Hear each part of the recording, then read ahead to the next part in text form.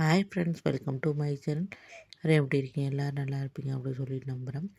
வாரிசு சீரியல் ஜனவரி 2க்கான எபிசோட் பிரிவு தான் பார்க்க போகிறோம்.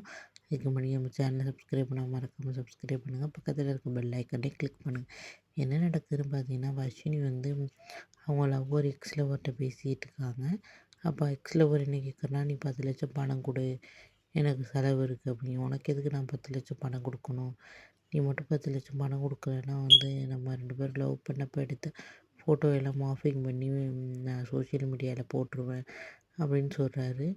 அவன் அவன் எப்படி வசதி மரியாதை 10 லட்சம் பணத்தை கொடு அப்படின்னு சொல்கிறாங்க. இவங்க என்ன பண்ணுறாங்கன்னா, இந்த ஜனாவோட ரூமுக்கு போய் அவங்களுக்கு தெரியாமல் சாவி லாக்கர் சாவி எடுத்து அதுலேருந்து 10 லட்சம் வந்து வர்ஷினி பணம் எடுக்கிறாங்க.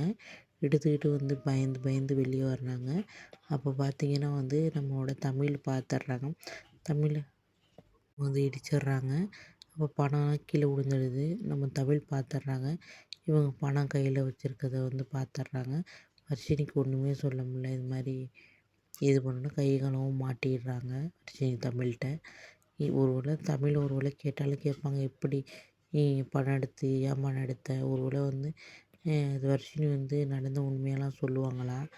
இல்லை வந்து அந்த பணத்தை வந்து வாங்கி வச்சுப்பாங்களா? அப்படிங்கிறது தெரியலை.